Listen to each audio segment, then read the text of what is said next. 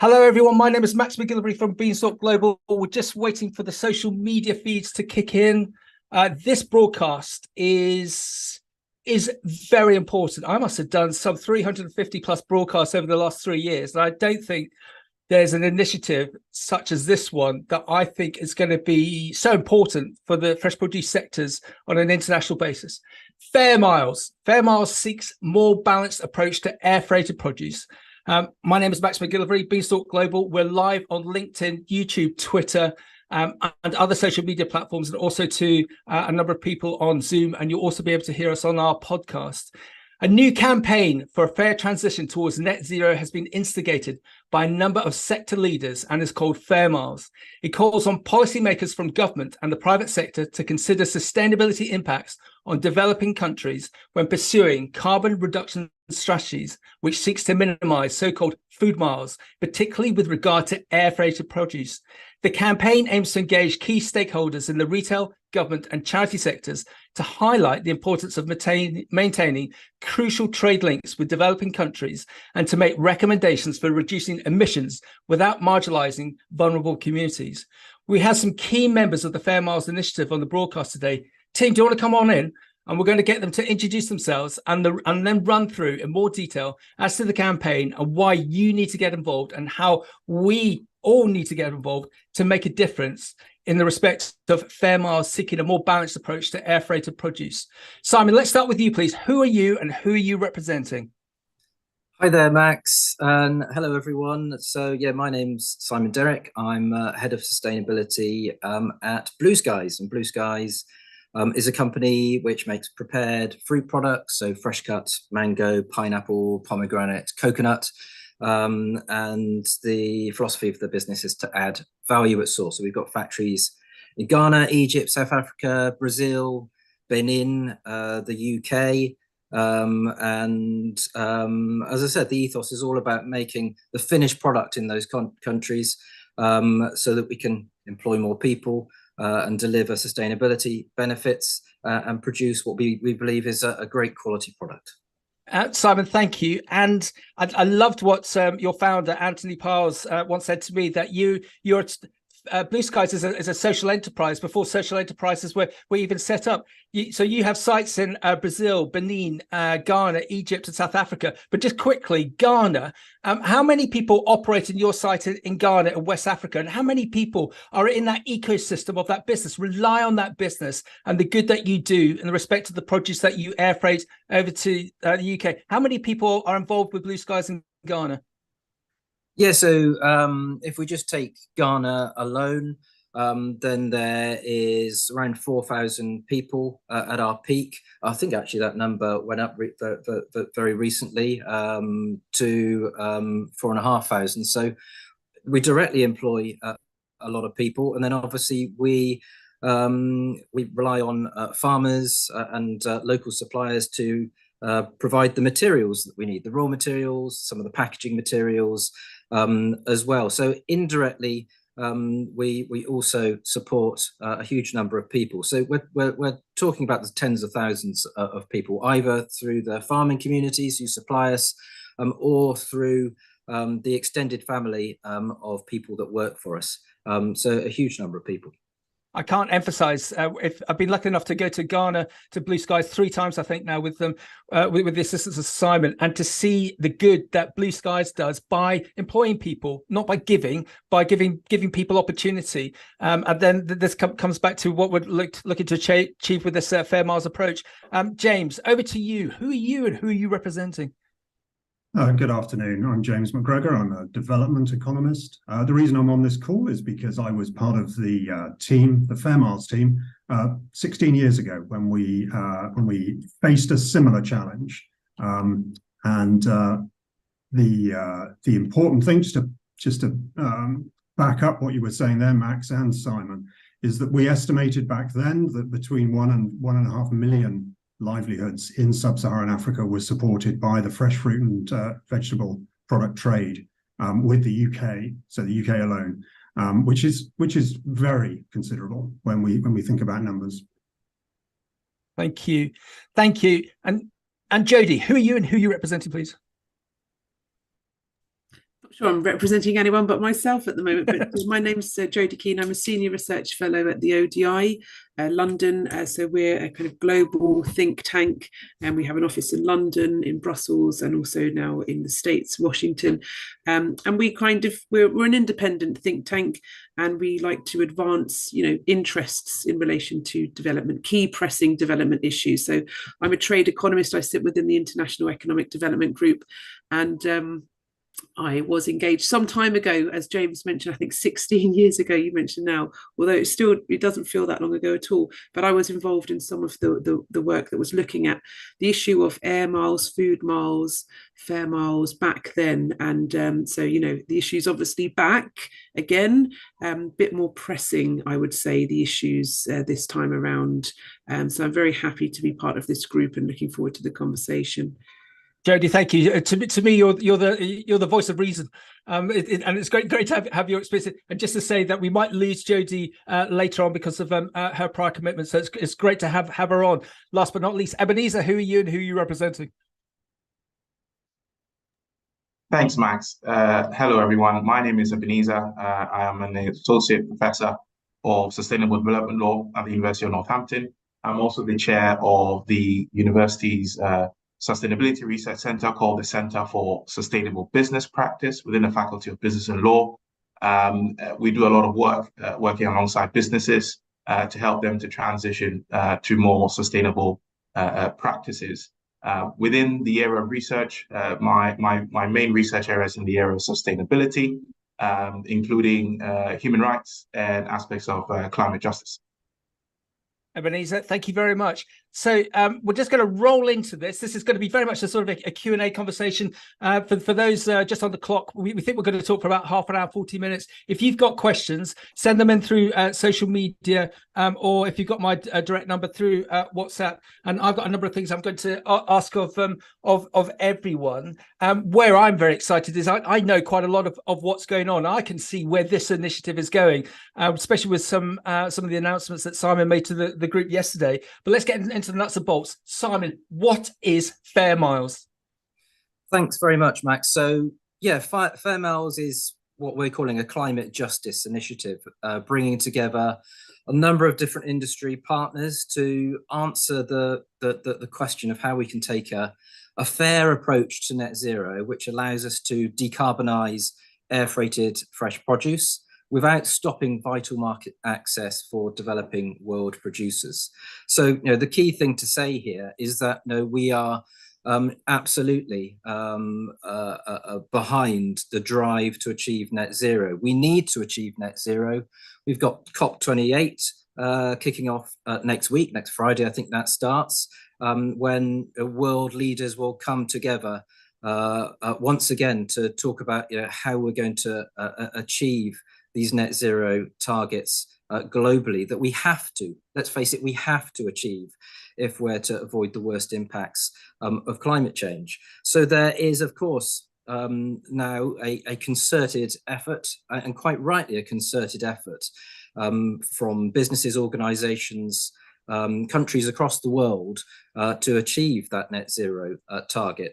But we just need to, of course, ensure that we are doing so in a way which does not have disproportionate unintended consequences. And there are some, potentially, you might say, some, on the surface of it, maybe easy wins, you could say, to achieve that. You could argue that by restricting air freight might be a way to be able to advance a decarbonisation, your decarbonisation strategy. But what we're here to do as Fairmiles is to raise awareness of the full sustainability impacts of air freight and its benefits, looking at obviously looking at the emissions impact and looking to dispel some of the myths around that, but also highlighting the social and economic impacts and the fact that so many people benefit on air freight to be able to access markets globally, and it's a way out of poverty for many people across the globe. So raising awareness, conducting the research to fill the gaps in understanding around this, but also, lastly, I should say as well, about ensuring that we come together to agree the best approach, to look at how we might be able to develop guidelines that enable us to be able to pursue this journey, as I said, in as fair a way as possible, because those guidelines just don't exist at the moment. We've got SBTI guidelines that focus on how we can decarbonize, or what we need to be able to reduce our emissions by in order to meet net zero targets, but it doesn't, in our view, take into account yet climate justice considerations. So that's hopefully the role which we're here to help play a part of. Simon, thank you. Jodie, it's not that Simon's got skin in the game, but he represents a business that does a huge amount of air freight. What's your view, Jodie? Why has Fairmiles been introduced? Does it need to be introduced? Jodie, what do you think? Yeah, thanks. I think it is a really important concept. I think that, if we reflect on the discussions within the realm of climate finance, I think the concept of a just transition, that has really gained traction there, and everyone agrees with that. But when we enter the world of trade, I think that we do have quite a lot of work to do in this space, and especially when we consider that the moves by private retailers now to drop air freight produce and to state that this is happening in view of their commitment to the Paris Agreement, when we know that this kind of food miles concept was debunked a long time ago, as James mentions, about 15, 16 years ago. It is really worrying, and it's coming at a time when we have a large number of other green trade measures coming into force. So we have the deforestation regulation coming from the EU, we have the Corporate Sustainability Due Diligence Directive. So these measures are all increasing the costs of compliance for producers that are trying to, develop through exports, high value exports.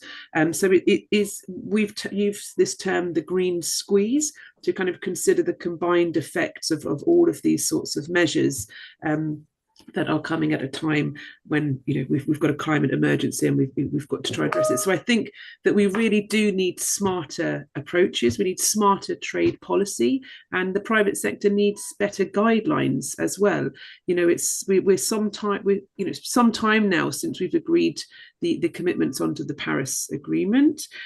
We've got some movement at the WTO. You may or may not know that we've got the first trade day coming at COP28. So there's a WTO pavilion at COP28. We're going to have a trade day, but we still don't have any internationally agreed carbon standards. And for air freight produce, it's just not getting as much attention as it should. So the WTO has looked at carbon standards for steel in view of the carbon border adjustment mechanism, but for areas where it's kind of smaller, producers developing, these areas are just not getting as much attention as they should do. So I think the concept of Fairmiles, it does highlight these issues around climate justice, but I think it's also highlighting the fact that we need kind of objective, scientific methods in which to account for carbon. Yeah, well done, Jodie. Thank you, James. As we've already mentioned before, we were here in 2009. Sorry for the direct question. Why are we here again, and what can we learn from 2009?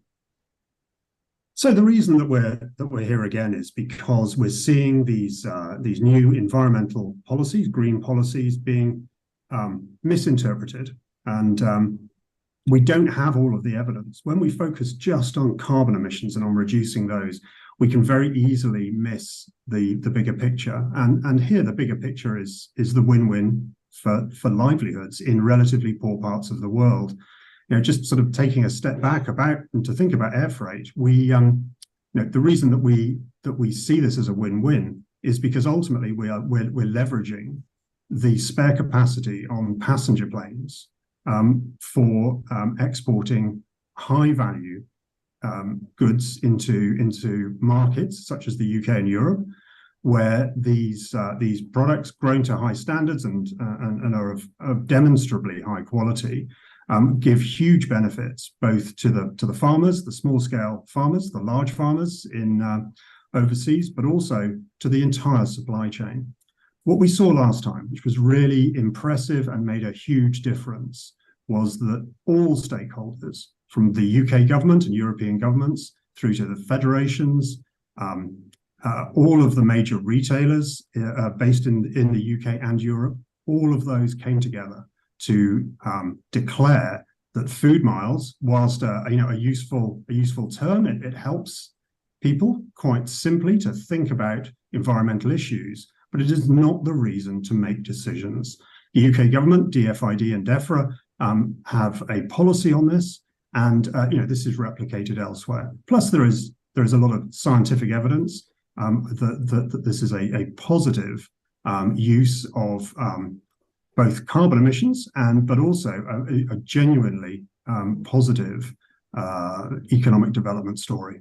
Yeah, well done, James. And one of our consortium members, who unfortunately can't be on the call today, who's heavily involved in the perishable air freight sector, he showed us a lot of information as to how they're accelerating the carbon neutrality within the air freight sector, and people are flying more, not less. If you look at the examples of the likes of Ryanair have just booked 300. I just say that again, 300 new Boeing airplanes, which will see them through to the next 30 years.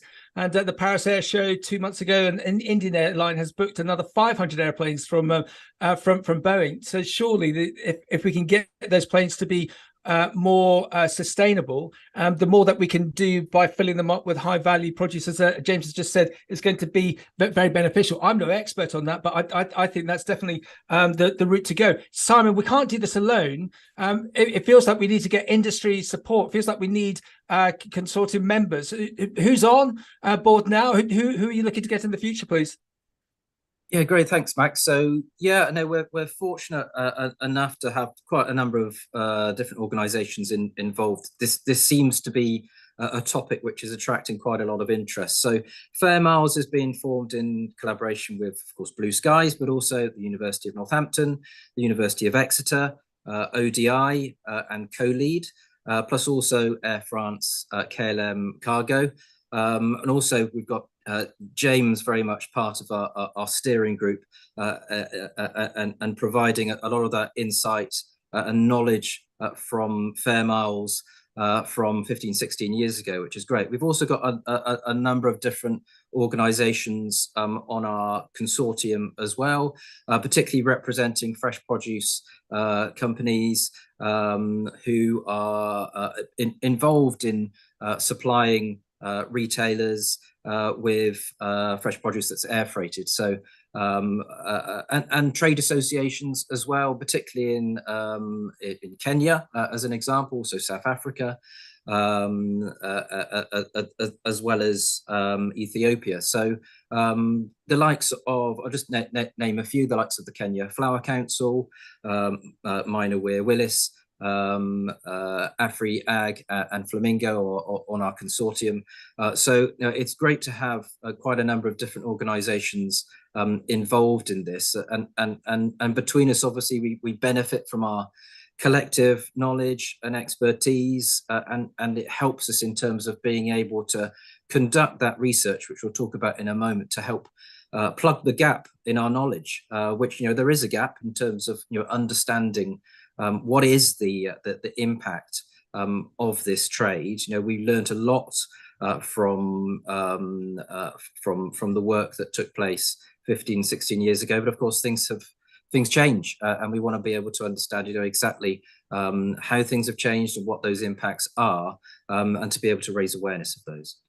Simon, thank you. Just going to give you a direct example of mine. About 18 months ago, I posted up a picture of I love Zimbabwe. I think it's just an amazing country. It's got such a huge potential. And Tesco started stocking some blueberries, and I took a picture of these lovely blueberries and posted them out. And then I live in Suffolk, and I went on the obligatory dinner party circuit, and I went to a family's house, and this the hostess of the mostess criticized me for posting up this picture of Zim blueberries because they were in a plastic packet, and she'd worked out that they'd been flown here because they're a high value crop. And she said, this is despicable, Max. You should not be promoting such produce. And this is as I leant against her Arga that's on 24/7, burning a hole in the ozone layer. And I looked out across the rather nice house with 2 Range Rovers sat outside in a swimming pool that's heated by oil for 6 months of the year. And I wanted to say, it's like we have this perception issue. And I just had a WhatsApp in about what I just stated about new planes coming in. And the WhatsApp from Henry and Kent says, Max, what are the benefits and impacts of air freighted fresh produce? Tell us. Ebenezer, over to you. What are the benefits of air freighted fresh produce, please? Yeah, thanks, Max. And I think the benefits are varied. Obviously, there is the socioeconomic benefits, which we're trying to highlight as part of this initiative in terms of the jobs that are created and the livelihoods that are created as a result of the fresh produce industry from companies like Blue Skies, who have a business model of adding value at source. And then, of course, air freighting those products that are made from that business model to markets here in the UK and all throughout Europe. And we did a bit of research recently, which we published in a peer-reviewed high-ranking journal, trying to assess the climate justice implications of banning or limiting air freight. So basically, we sought to try and find out what the climate justice implication would be if a business model like Blue Skies did not exist. And in doing so, we sought to try and sort of thoroughly examine the socioeconomic implications, of banning such or limiting the operation of such a business model. And of course, within this research, we're able to highlight, or what we found was that, of course, the climate justice implications would be quite significant, in the sense that there are whole livelihoods in places like Ghana, in places like Kenya. But of course, within our own research study, we focus particularly on Ghana because we use Blue Skies as and the Blue Skies model as a case study. But the entire livelihoods, economic livelihoods that depend, on the operation of the Blue Skies model of adding value at source, particularly.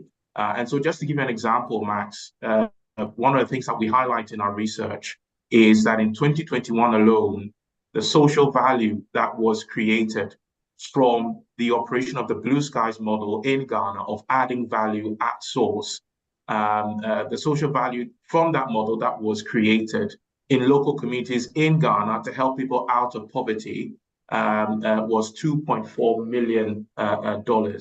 And that's for, activities around poverty alleviation and the social value created from the business model, which support people, out of poverty, alone.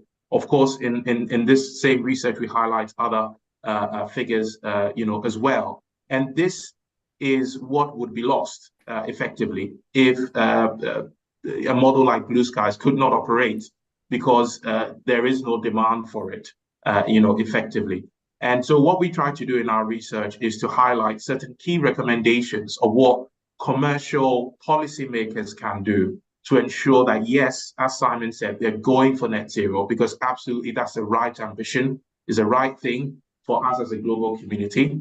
But we've got to make sure that we do it in a way where there aren't any unintended consequences, and that the poorest, most vulnerable people all across the world in developing countries are protected, and are not disproportionately affected by those policies. So, for instance, we highlighted things like investment in sustainable aviation fuels, which is a huge thing. The EU, the UK, the United States are investing heavily in sustainable aviation fuel, and that's a good thing. But there has to be more commercial engagement, more focus within the commercial sector on sustainable aviation fuels and how we upscale already existing work and investment in that area to ensure that progress is accelerated. That could be a way of reducing emissions, when it comes to air freighted fresh produce. And lastly, before I hand back over to you, Max, we might talk a little bit more about the research. I could talk on for ages about the research. The final thing before I hand over to you, Max, is to put all of this in context. It's important to highlight that emissions from aviation, as important as they are to address, account for only 2% of all of the global emissions that obviously we undertake as a global community. Of course, aviation is one of the most difficult areas to decarbonize, and we have to work at it. But I think it's important to put things in context. So I think for us, the question really is, if we were to ban air freight overnight and to take out all of those emissions, what impact will that make? And what problems will that cause? And are the problems that will be caused more significant than the impact that it will make? That's the one question. And the second question is, are we not going to address this in a much better way if we pursue net zero in a way that ensures that the policies that we put in place attain climate justice?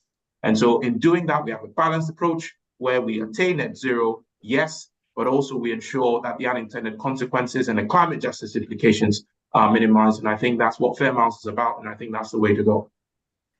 Well done, very, very eloquent as ever. And it's you make the very good point about the percentage level of emissions from air freight from the aviation industry in comparison to say shipping. We don't see, whilst as per the example of my plane, we see it. Just as a slight segue, question to James and to Jodie. Gary, hope you're well. Gary Bradbury has just dialed in. One effect of fresh produce exports from Africa is to improve worthwhile employment in rural areas.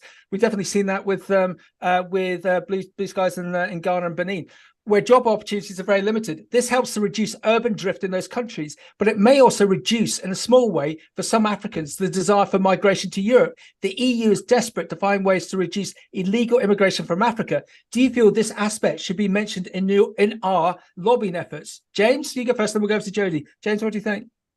Yeah, I mean, thanks for the question. I think the migration issue isn't something that is very well proven. However, the economic development aspects is very well covered, and you're exactly right. There's the opportunities to increase skills, to enable investments in better land management, in making sure that children can stay in schools, that people can be well trained and potentially stay in rural areas of developing countries, is part of the win-win that we see with air freighted produce, enabling that market access, which otherwise wouldn't be there. There would be much lower value to the crops, and therefore we would anticipate lower investments being made by those farmers, or potentially changes to land use as well. So it's a complicated question, but as Ebenezer's been describing, we do see huge benefits, and these are very well quantified. I think the added aspect here is that consumers all over the world have choices. You can buy your blueberries from Zimbabwe or from Canada. What we want in Fairmiles is we want those consumers who buy and who want to buy from Zimbabwe and other countries. We want them to feel good about this. We want them to understand this is not a challenging issue. This is actually a global good. This is good for the farmers, good for the supply chain. It is well bought into. There is good, strong evidence that this is not a challenging issue. And this is something that you should feel proud of. We did have these kind of discussions 16 years ago, particularly around roses at Valentine's Day with the then Minister of Environment, Hilary Benn, specifically informing the British population that this was something that they should feel proud about. That this is something that is genuinely helping economic development overseas. And this is something that sits at the core of the Fairmiles discussion. Yeah, James, well done. Jodie, if you still got time to be with us, success for Fairmiles. What does success look like for you for Fairmiles? Gosh, so yeah, I think just I guess maintaining those economic those opportunities. So just helping to debunk these myths, and ensuring that producers can remain plugged into supply chains. I think there's also an important gender dimension here as well. That often the labourers on these sorts of farms are women, and so it's important. These provide important employment opportunities. There's lots of knowledge spillovers as well. It's quite technologically sophisticated methods of production, so they can also, this learning, this knowledge, these new skills also helps, it spills over into other areas as well. So I think, just really helping to debunk these myths and to not penalize countries that have contributed negligible emissions, that are already suffering the issue, the climate emergency, the need to adapt and so on. It's just, deeply unfair as well. Jodie, well done, thank you. And this might work. We've got Alistair, who's our star panelist all the way from Ghana. Alistair, if you're dialed in, can you just turn your video on? Because it'd be great if we can hear from you. He's there, fantastic. Everyone, if you haven't come across Alistair before, he is one of the miracle workers in the world. Alistair, I know you've got. Can you just tell us where you are in Ghana and why it's such a special day for Blue Skies, for yourself, for your colleagues today, please? Well, thank you very much, Max, and thanks to everyone. Apologies for signing in late. Well, today I'm in the middle of Ghana. I'm in one of the second largest city in Ghana, called Kumasi, the Garden City, where we are having our 7th School Farm of the Year Project Awards, where we have brought about 800 students, 300 teachers, and over 100 dignitaries across the country from 11 regions to this very center in the University of Science and Technology to reward excellence and remarkable performance through our intervention in the School Farm of the Year competition to revive agriculture in Ghana and, for that matter, West Africa. So that's the activity we have been up to. It's a project where we engage young people from the junior high and the senior high level to undergo practical agriculture activity. We have a team that goes around to assess them, and then at the end of the year, we reward the best school farm. We give out about 20 different awards, including teachers. And this is a way of reinvigorating in the minds of young people to see the opportunities along the value chain in agriculture, which for us is where Africa have the upper hand in terms of developing our own food system and adding value to create employment and enhance economic life. Excellent. And can you give us a sneak preview? Who's won the School Farm competition 2023? Or you're not allowed to tell us? So 2023 Best School Farm, the overall School Farm Award goes to Temale Junior High School, Ghana Senior High School at Temale, which is in the northern region of Ghana. And they were excited. You should have been here to see the elation, the excitement, the joy in the faces of both students and teachers, directors of education, and it's quite impressive and so exciting. Yeah, I met one of the school winners 6 years ago, and it was just beyond, it's just amazing. So, Alistair, I've got a bit of an interesting question for you. If we got two parallel universes, first universe, Airfreighted has been banned 3 years down the line. In the second parallel universe, Airfreighted has been expanded. So what would happen to Blue Skies as a business in my universe number one if Airfreight was banned? What would happen? And what would happen if in my parallel universe number two, if Airfreight was expanded to your benefit? What would happen if Airfreight was banned initially? What would happen? Max, I can tell you as a Ghanaian that that would be a huge disaster, especially for those along the agribusiness chain in Africa. The advent of Blue Skies has brought about a lot of expansion in the agricultural system. Prior to Blue Skies, there was only one good farm in the system. Blue Skies' own contribution to Ghana's own GDP at this. That's me. Carry on. All right. So I'm getting a bit of feedback. So the truth be told that if Airfreight is banned, it will be a huge disaster because there is so much dependence on industries such as Blue Skies that are adding value. Yep. Let me first say that it will also affect the European consumer in a way, because then you are not going to get the best fresh quality, healthy, natural fruits. And secondly, downstream in Africa, I think the advent of businesses such as Blue Skies and its impact is about expanding agriculture, creating employment. Blue Skies currently is one of the largest employer in the private sector in Ghana. And along the value chain, the kind of farmers and the impact we are having is so huge. It has actually diversified the market. And people are now very sure that when they put in their effort, it is going to enhance their economic lifestyle. We think that if this is banned, technology will be affected, because the idea of businesses such as Blue Skies bring in a lot, and that includes the idea of technological improvement within the agriculture sector. Currently, people are using tractors, people are using drones, people are enhancing their life just to grow food. And if you even look around, Africa is seriously behind when it comes to even feeding our own people. So such interventions such as that of Blue Skies is creating a value chain along a serious path where agriculture is seriously being enhanced. People are growing food so that they will be able to send their children to school. If air freight is banned, you can have so many Africans still migrating across the Mediterranean, trying to find their way into Europe, which is going to create a serious economic disaster. If Blue Skies alone employs over 4,000 people in Ghana directly, you can imagine the impact along the value chain, the farmers and their employees, their families. So people like me, I've always used myself as a testimony. Having had an opportunity to work in Blue Skies, I've been able to enhance myself, improve my education. I'm taking care of my family. I have no focus in living in any part of Europe, if anything at all. So at least I have something doing.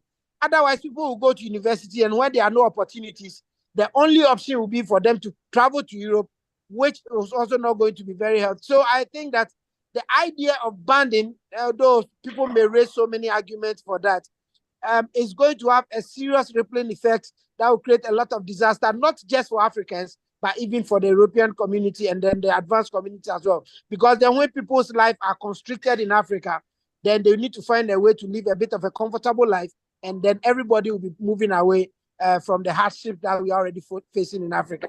So I would want to recommend that we have a real look and definitely look at the positives, because we acknowledge the fact that it may have some impact on the climate, but the truth be told that it will be worse if we try to ban it, because then it will create a lot more socioeconomic impact along the value chain in Africa. Okay, Alistair, brilliant.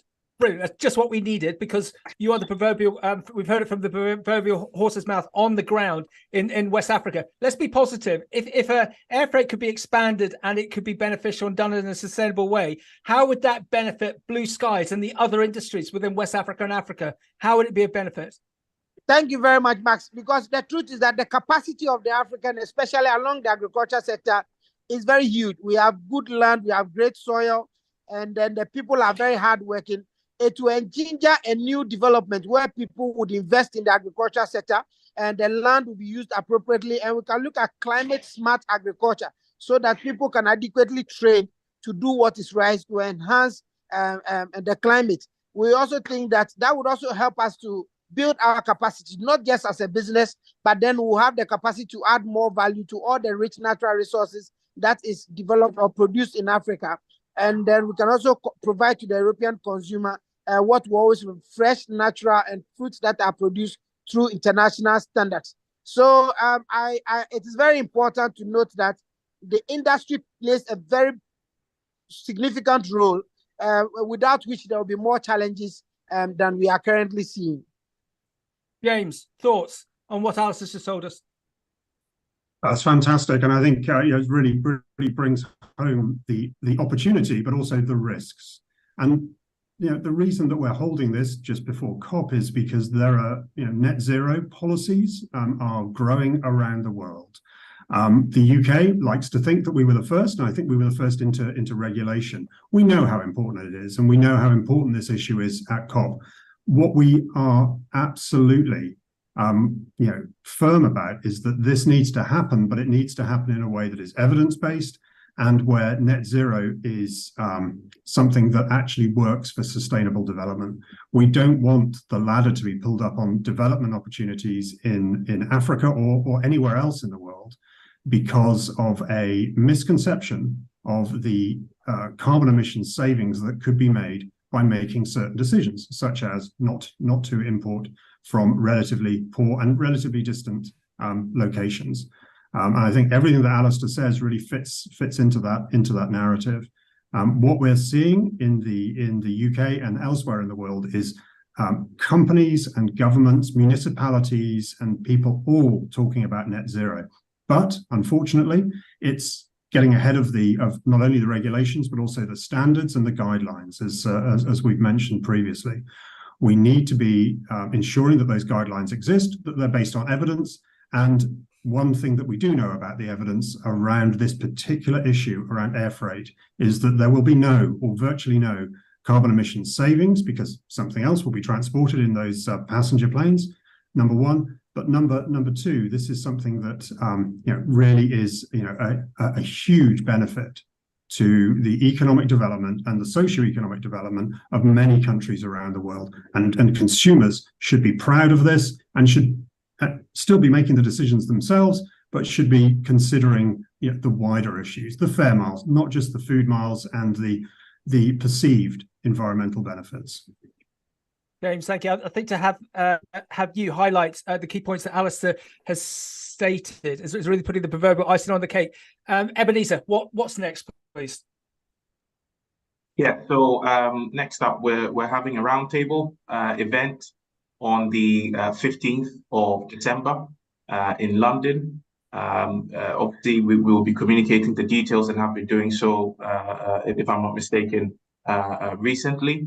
And at this event, we'll be looking to engage key stakeholders from the policy side, but also from the commercial side and from the research side as well, to really focus our discussions on how we address this challenge. Because as we've all been saying from the beginning, and I think Simon led the clarion call here, this isn't about saying we shouldn't pursue net zero. This is about saying that we should pursue net zero when it comes to air freight in a way that attains climate justice and protects the most vulnerable people in developing countries all around the world whose livelihoods depend on air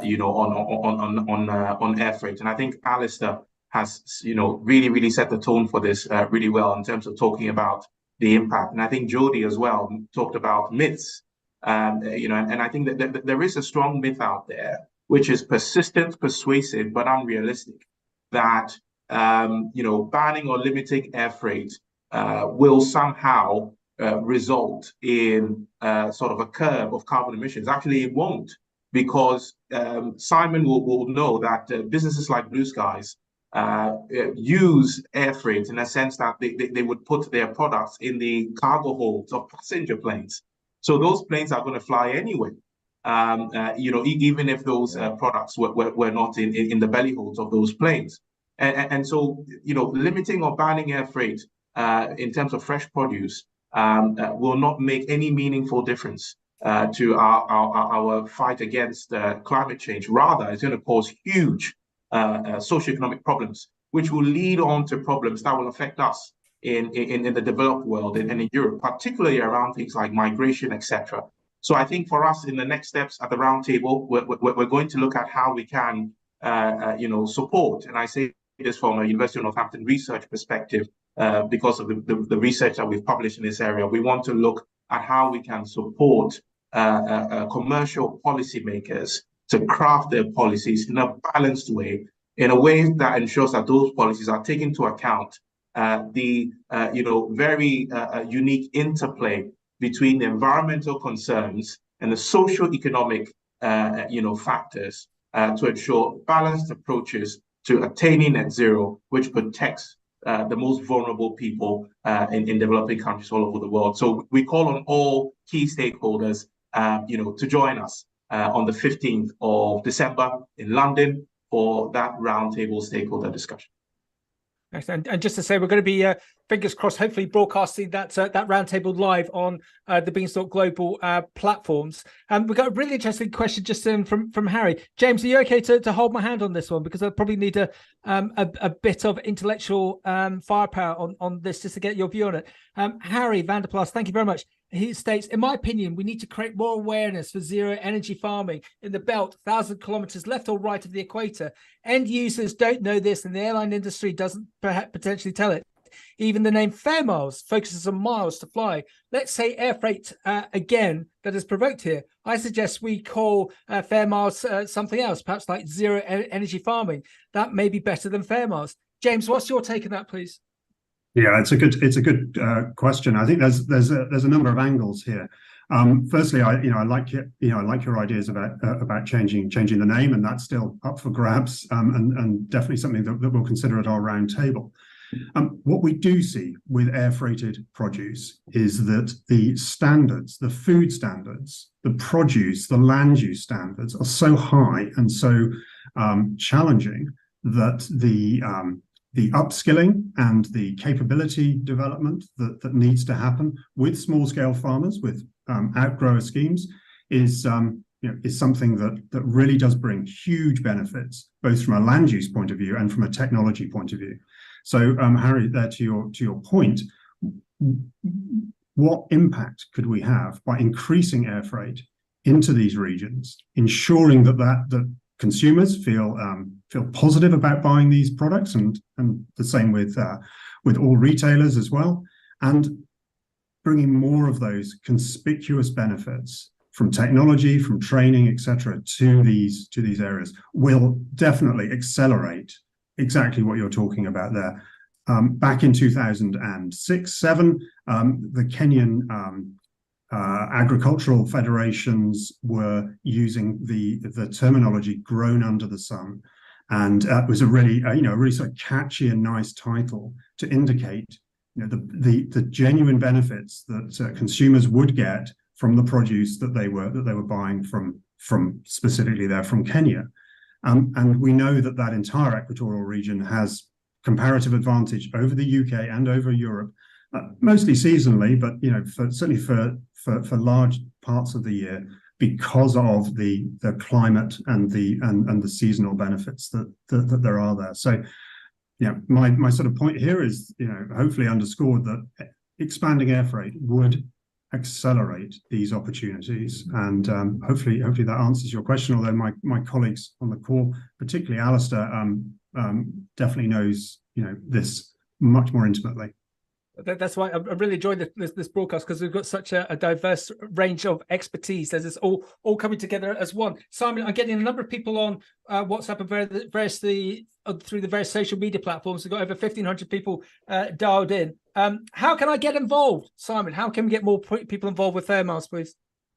Well, you can get in contact with me. So my email address is simon.derrick at blueskies.com. I'll put it in the chat so you've got that.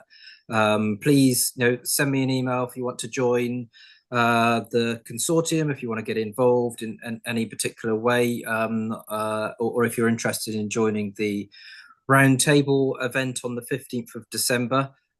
Please get in touch. We've also got a web page which we are hosting on the Blue Skies website at the moment. That's at www.blueskies.com/global/Fairmiles. Again, I'll put that in the chat as well, so you've got that. But yeah, please do get in touch if you're interested in participating in Fairmiles in whatever way you would like. As I said, either as part of the consortium, or if you'd like to be kept informed, or if you'd like to join the round table. So that's how you can get involved. Simon, thank you. Okay, everyone, we're gonna wrap up now. Alistair, I'm going to come to you last if you're still there. If you can turn your video and mic on. Just to wrap up, I'd like to ask all of you, what does success look like for Fairmiles, and why do we need to get people from the sector involved? Ebenezer, you go first. What does success look like for Fairmiles? Yeah, thanks, Max. I think for me, success is us reaching a point where we're working very, very closely with commercial policymakers, and we're helping them to with the provision of these guidelines, these factors that they can take into consideration, to help them to design and to craft net zero policies, which, number one, yes, attain net zero, but number two, meet climate justice implications. And in our own research, as a university, as a research center, we've set these out, and we set out a series of explanations as to how that can be achieved. And so, for me, that's how we reach success.